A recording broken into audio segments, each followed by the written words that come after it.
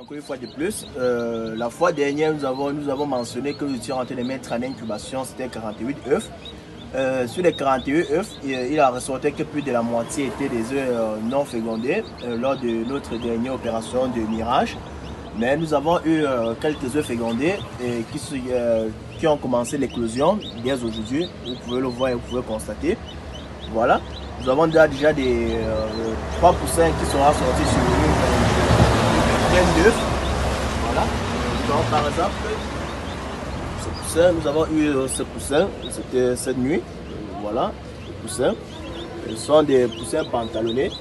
Nous avons aussi là directement des œufs qui sont en pleine éclosion, vous voyez.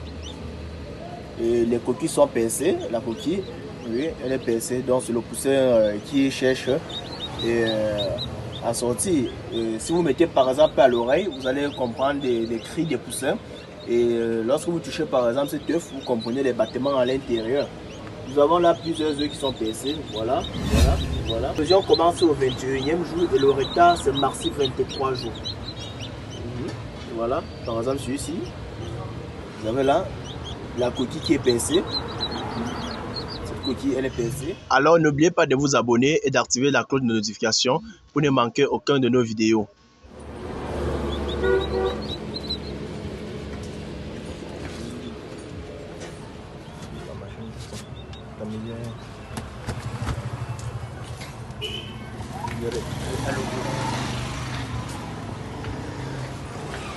Nous avons eu des éclosions sur les œufs que nous avons récemment incubés. Voilà. Vous avez là les poussins. Ce sont les poussins pantalonnés Brahma. Ce sont les poussins Brahma. Vous voyez, les poussins sont bien solides, très bien solides. Vous avez là les poussins. Ouais. Vous avez là des poussins. Nous avons eu de très bons résultats, mais pas assez satisfaisant comme nous le pensions. Et là, nous avons 4 œufs qui n'ont pas éclos. Et nous avons à peu près 14 poussins qui ont éclos.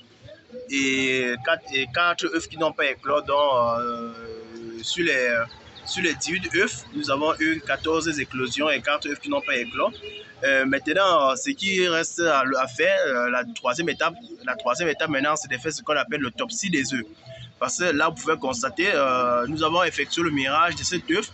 Nous avons constaté bel et bien qu'il y a des poussins, mais nous n'avons pas eu des éclosions.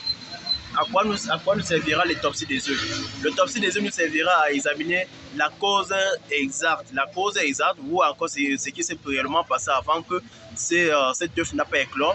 Et elle sert aussi à déterminer si si elle n'est pas due à une bactérie ou encore à défaut si c'est plutôt un manque de taux d'humidité ou l'excès de taux d'humidité durant notre processus d'incubation des œufs. Alors, nous allons examiner l'œuf en le cassant et en vous montrant exactement comment s'effectue l'autopsie des œufs. Et afin de déterminer la cause, comme on disait tantôt, vous avez là des poussins, oui, des très bonnes souches aussi. Voilà. Voilà. Et nous avons aussi des œufs qui sont encore en incubation.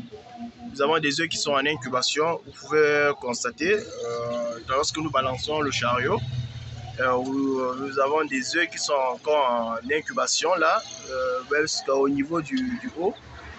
Nous avons des œufs, ouais, vous voyez. Et là, ce sont des œufs de oie. Nous allons aussi effectuer le mirage de cet œuf. Nous allons vous montrer comment examiner. Nous allons vous montrer comment c'est quand on effectue le mirage des œufs pour les oies. Bon, c'est le même processus ou c'est le même principe. Pour les œufs de poule, nous avons déjà expliqué cela dans nos vidéos précédentes. Ouais. Alors, ouais, voilà, un TB incubateur.